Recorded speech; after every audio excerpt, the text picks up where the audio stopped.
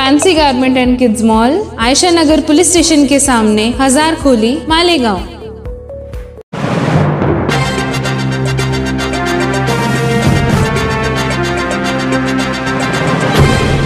देखते रहिए the prime news Abdul Rahman के साथ। मालेगांव वालों,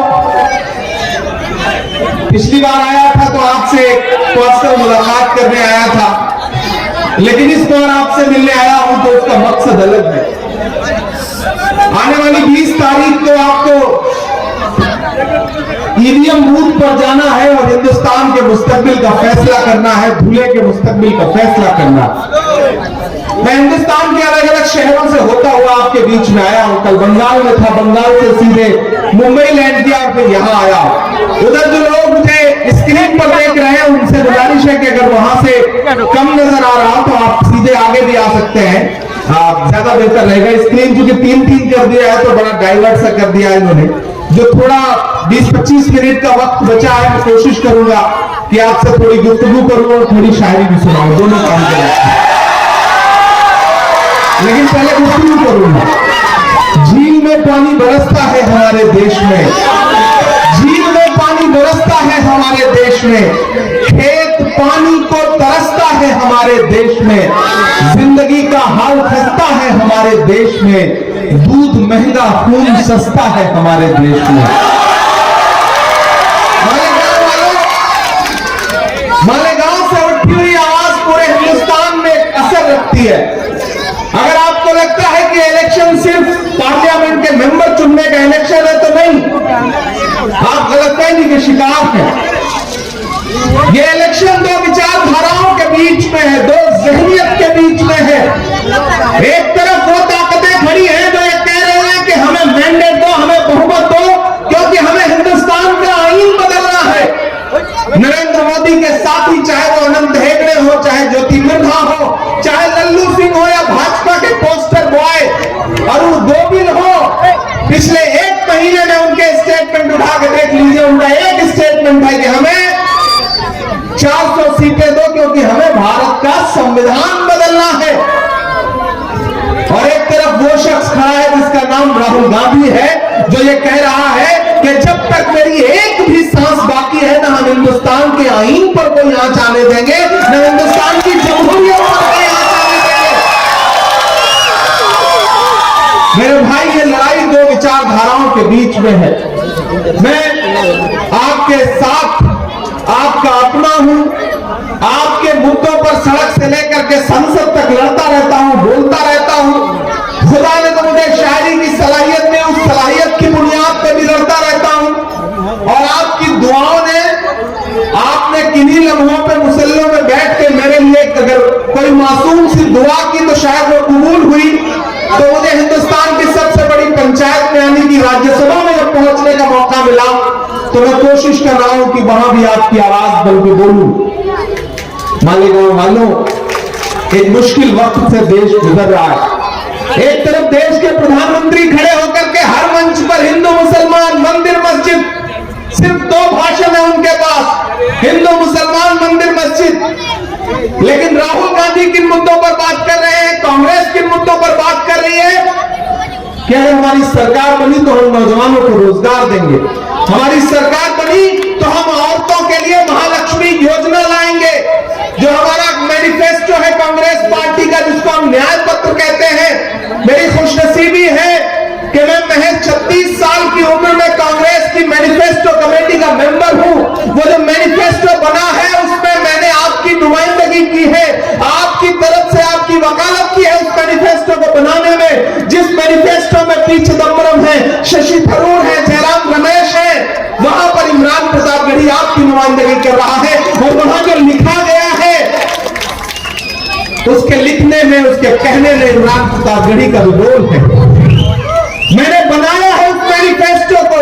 वो मैनिफेस्टो हिंदू मुस्लिम की बात नहीं करता, वो कहता है कि अगर कांग्रेस पार्टी की सरकार बनी, सेंटर में इंडिया अलायंस की सरकार बनी, तो हर गरीब परिवार की औरत को सालाना 1 लाख रुपया मिलेगा। तो मैं मालेगांव की अपनी माओ बहनों से कहना चाहता हूं कि अगर इंडिया अलायंस की सरकार बन गई, आपने शोभा ताई को मेंबर ऑफ पार्लियामेंट बना करके लोक तो सरकार बनने पर मुझे लगता है कि हिंदुस्तान के जिस शहर का सबसे बड़ा फायदा होगा वो यकीनन मालेगांव शहर होगा, ये मुझे पूरा एतबार है। और एक चीज जान लो मेरे भाई मालेगांव वालों, अभी मैंने सुना धुले में गृह मंत्री जी आए थे, अमित शाह साहब, हो सकता है 1-2 दिन में प्रधानमंत्री जी भी आए, आसपास आएंगे ही। लेकिन एक बात जान लो, भाषणों में नरेंद्र मोदी जी कुछ भी बोले, मैं केरल से लेकर के पश्चिम बंगाल से लेकर बिहार से लेकर राजस्थान से लेकर उत्तराखंड से लेकर उत्तर प्रदेश होते हुए पूरे देश में कैंपेन करता हुआ यहां पहुंचा हूं। भाषणों में और मीडिया चैनलों पर नरेंद्र मोदी चुनाव जीत रहे हैं, लेकिन जमीन पर इंडिया अलायंस चुनाव जीत रहा है, कांग्रेस पार्टी चुनाव जीत रही है। इधर जो सामने बच्चे बैठे हैं, थोड़ी देर के लिए ऐसे चुप हो जाओ जैसे आजकल अडवाणी जी चुप रहते हैं, बिल्कुल उसी तरह चुप रहो, चुपचाप बैठ जाओ बेटा।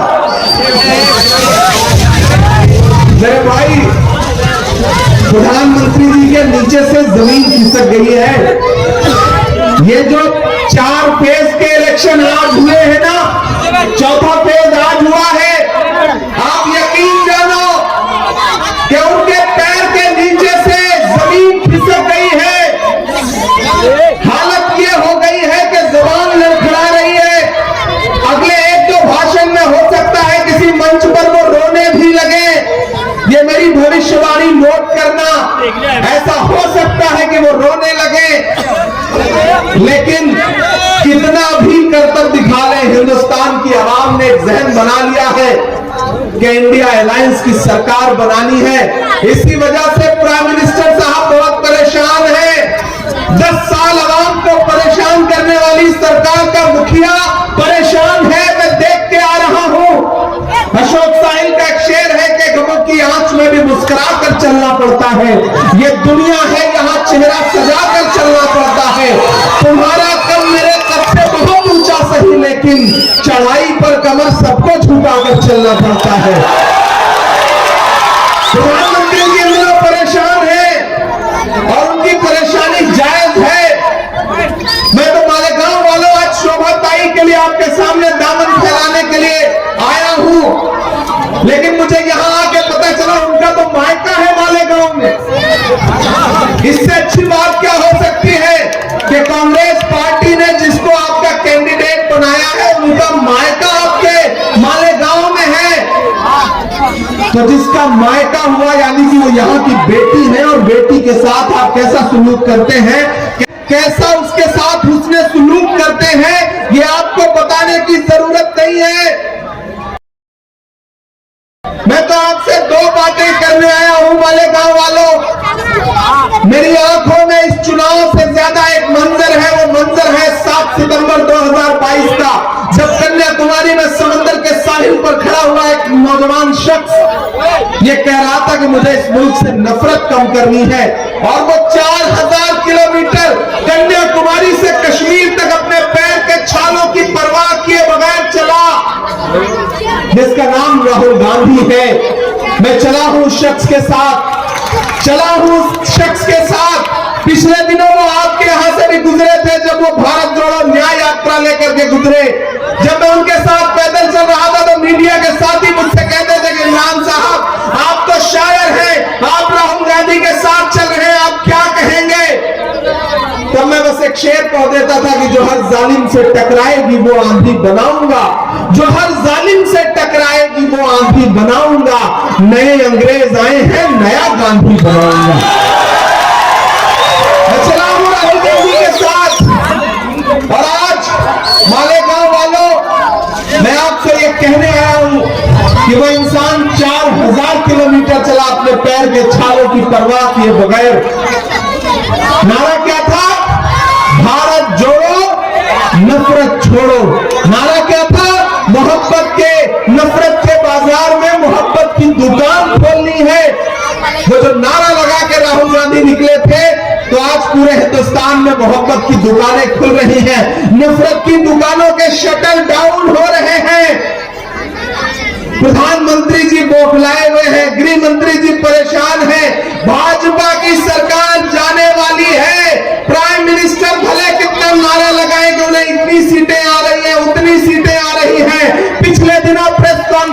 करके राहुल गांधी ने कहा कि इस लोकसभा इलेक्शन में भाजपा किसी भी कीमत पे 180 सीट का आंकड़ा नहीं पार करेगी, नहीं पार करेगी, नहीं पार करेगी।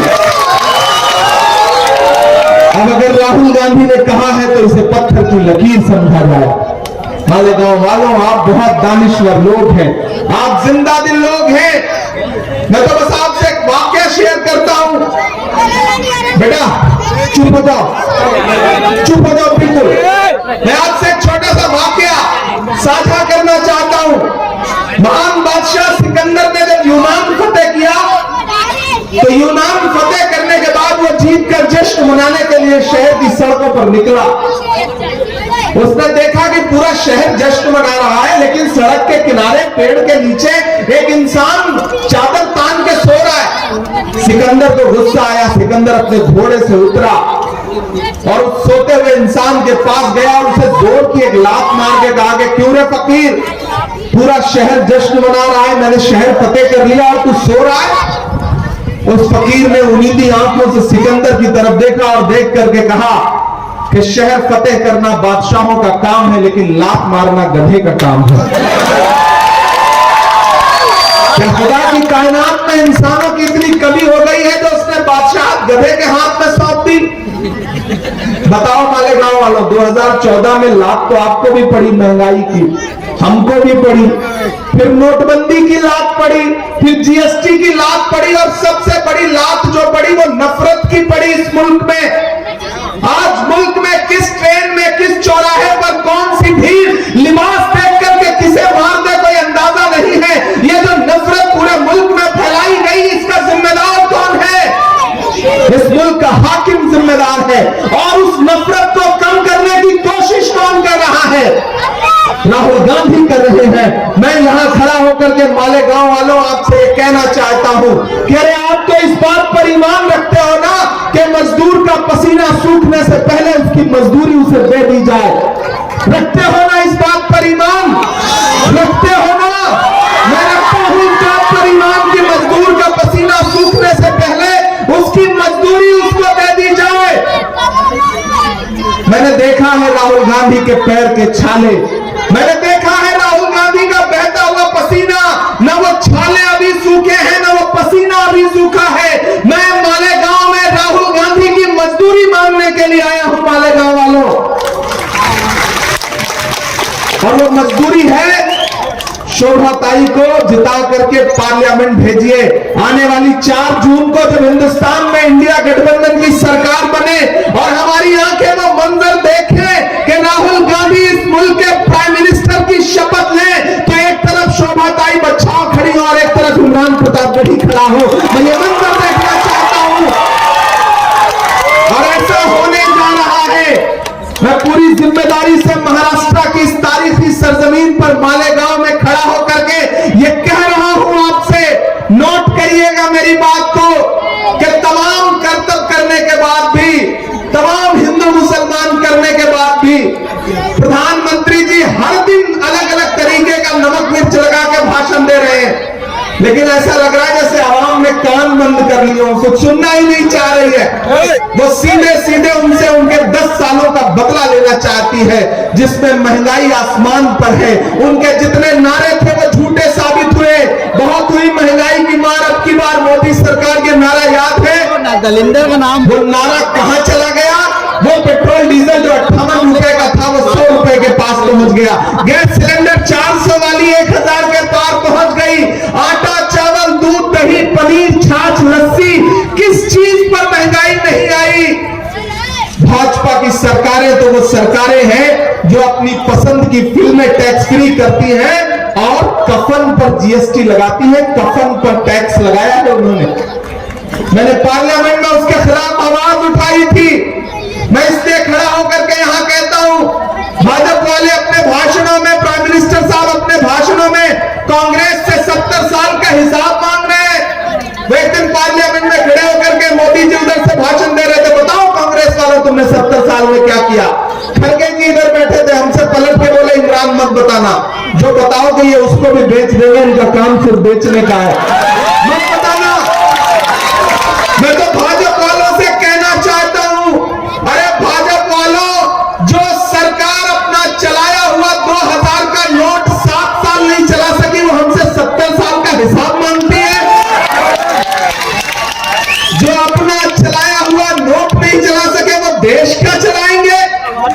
नहीं चला सकते।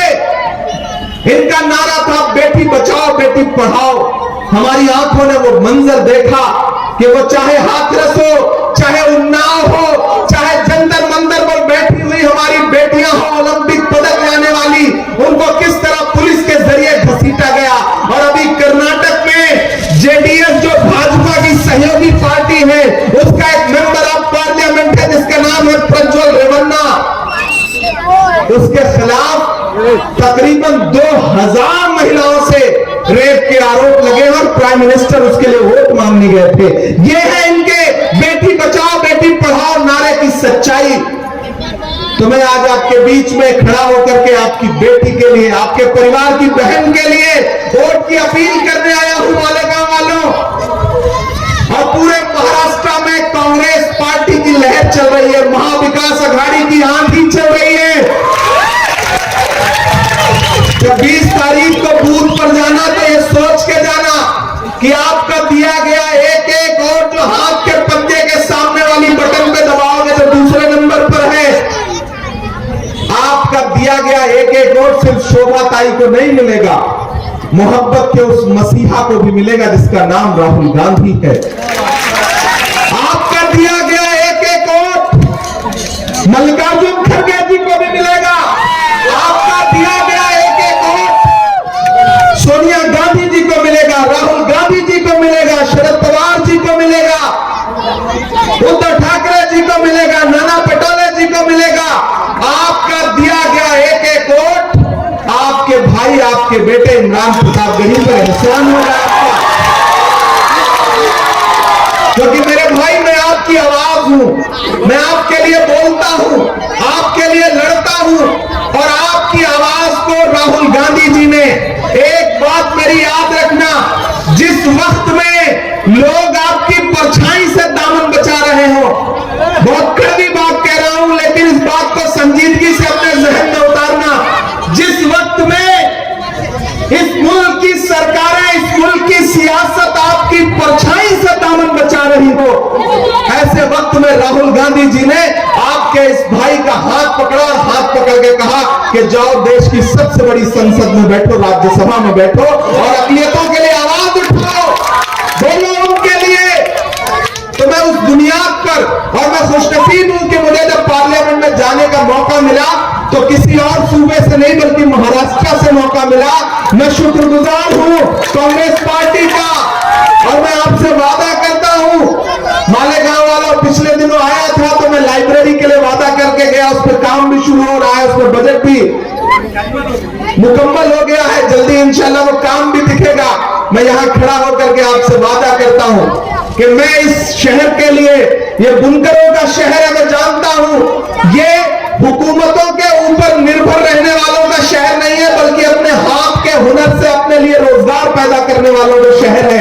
मैं शहर की मेहनत को सलाम करता हूं। जिंदा रहना है तो हर सांस हुकूमत से न मांग, असल मुंसिफ खुदा रहम अदालत से न मांग, जिंदगी भीख अगर है तो न मिलना बेहतर, और अगर हक है तो फिर इतनी शराफत से न मांग। मालेगांव वालों, मैं जानता हूं आप खुददार लोग हैं, मैं मालेगांव के इस बुनकर उद्योग के लिए जो करना चाहता हूं, यहां तमाम सियासी लोग गवाह हैं इस बात के कि जब मुझे पार्लियामेंट में पहुंचने के बाद बोलने का मौका मिला तो मैंने सबसे पहली आवाज उठाई तो जेएनयू से गायब हुए इस बच्चे नजीब की मां के आंसुओं के लिए आवाज उठाई, जामिया के लिए आवाज उठाई, अलीगढ़ यूनिवर्सिटी के लिए आवाज उठाई, और जब दूसरी बार मुझे बोलने का मौका मिला तो मैंने हिंदुस्तान के बुनकरों के लिए आवाज उठाई। गूगल पर चेक कर लीजिएगा, पार्लियामेंट में बुनकरों के लिए बोला मैं आपके लिए बुनियादी काम करना चाहता हूं और वो काम तभी होगा जब इंडिया अलायंस की सरकार बनेगी। और इंडिया अलायंस की सरकार बनने के लिए एक एक सीट जरूरी है। धुले से आप शोभा ताई बच्चाओं को जिता करके पार्लियामेंट पहुंचाइए। आने वाले दिनों में एक जिताइए एक फ्री पाइए, इससे अच्छा ऑफर तो कुछ हो ही नहीं सकता। एक सांसद जिताओगे, एक खासदार जिताओगे, एक साथ में फ्री पाओगे। ये लोकसभा